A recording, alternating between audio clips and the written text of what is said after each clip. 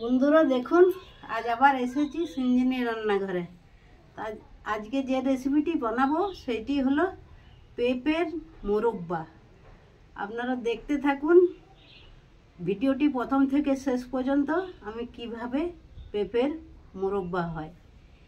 আর ছাঁচি কুমড়ার মোরব্বা আপনারা হয়তো বানিয়েছেন বা অনেকেই খেয়েছেন। আমি আজকে বানাচ্ছি পেঁপের মোরব্বা। ভিডিওটি প্রথম থেকে শেষ পর্যন্ত আপনারা দেখুন। সেই জন্য আমি একটি পেঁপে নিয়েছি। এই পেঁপেটিকে এখন আমি কাটবো।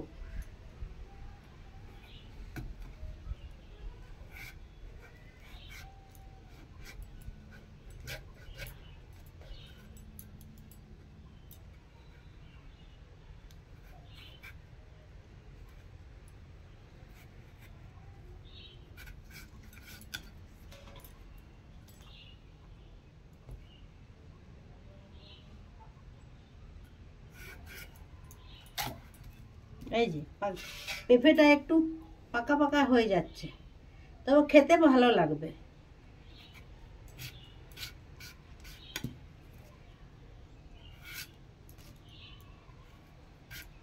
এরকম আধ পাকা পেঁপে কাঁচাও খাওয়া যায়।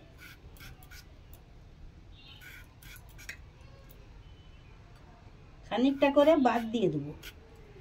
এই যে এইভাবে কেটে নেব। বন্ধুরা দেখুন, পেঁপেটা কাটা হয়ে গেছে। আমি এইভাবে কেটে নিয়েছি, একটু পাতলা পাতলা করে এইভাবে কেটে নিয়েছি।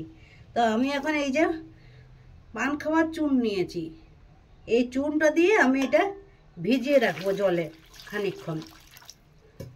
প্রায় 1 ঘন্টার মতন ভিজিয়ে রাখবো।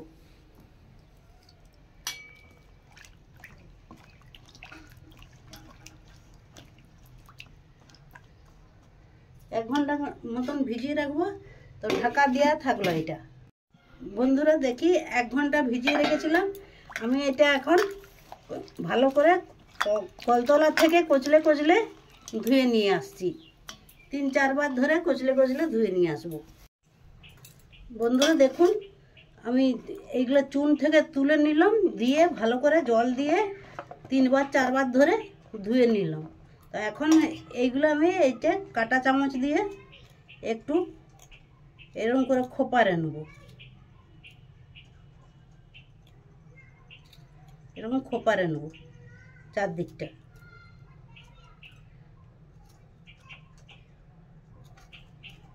তাহলে চিনির রসটা ভিতরে ঢুকবে।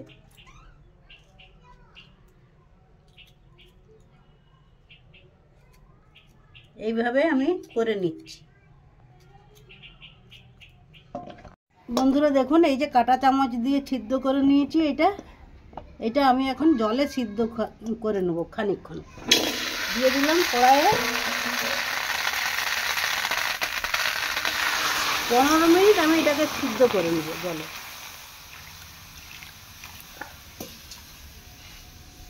আর ঢাকা দিয়ে দিলাম।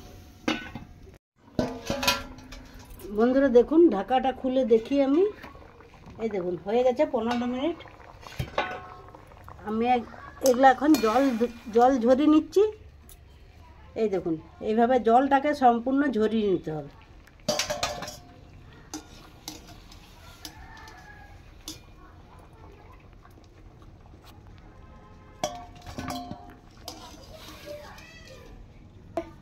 পেঁপেটা জলটা ঝরিয়ে নিতে হবে। বন্ধুরা দেখুন, এই গরম অবস্থায় আমি 1 বাটি চিনি নিয়েছি। এই চিনিটাকে আমি দিয়ে মাখিয়ে রেখে দেবো।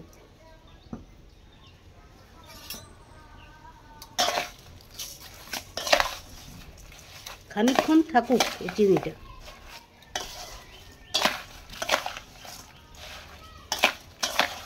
এই চিনিটা, এই যে পেঁপেটা গরম আছে, এই চিনিটা গলে যাবে।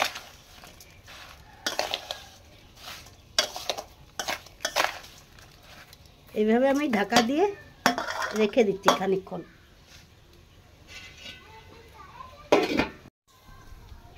দেখি ঢাকা খুলে দেখুন বন্ধুরা, চিনিটা গলে গেছে এবং চিনির জলটা আলাদা হয়ে গেছে। এই অবস্থায় আমি এখন গরম কড়াইয়ে দিয়ে দিচ্ছি।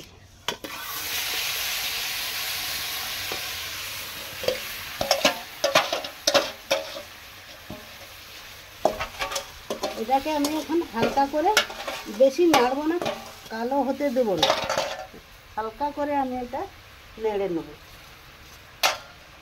দেখুন একটু এলাচ দিচ্ছি এটাতে।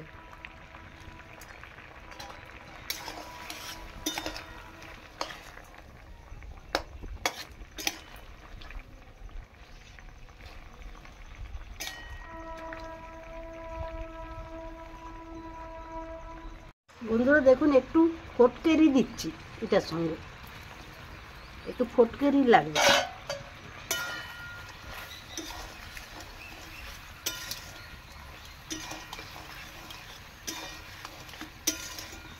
এইভাবে নেড়ে নেড়ে রসটাকে একবারে শুকনো করে নিতে হবে।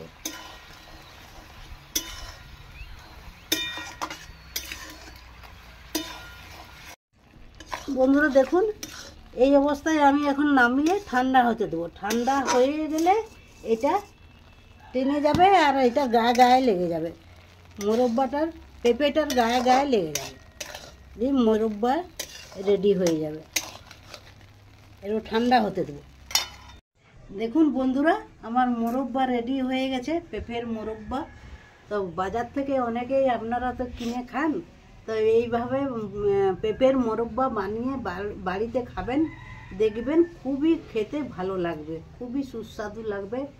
বারবার সব মিষ্টি বাজার থেকে কিনে খাওয়ার প্রয়োজন নেই, যদি এইরকমভাবে মিষ্টি বানিয়ে নিতে পারেন। আমরা অনেক জায়গায় বাইরে বাইরে গেছি, মোরব্বা কিনে খেয়েছি, কিন্তু এইভাবে বাড়িতে বানালে মোরব্বা খেতে খুব ভালো লাগে, বাড়ির সবাই বেশ মজা করে খেতে পারবে। তো এইভাবে আপনারা বানাবেন, বানিয়ে খাবেন। এইটা আমাকে এখন দু তিন দিন রোদে শুকনো করতে হবে। তো এখন বর্ষাকাল, এখন তো বেশি রোদ দেয়নি, আপনারা চাইলে পাখাতেও শুকনো করতে পারেন, তো পাখাতেও শুকনো করে নিতে পারেন। আমি এখন রোদে শুকনো করব। আর ভিডিওটি যদি বন্ধুরা ভিডিওটি যদি ভালো লাগে তাহলে লাইক শেয়ার কমেন্ট করবেন, অন্যদের দেখার সুযোগ করে দিবেন।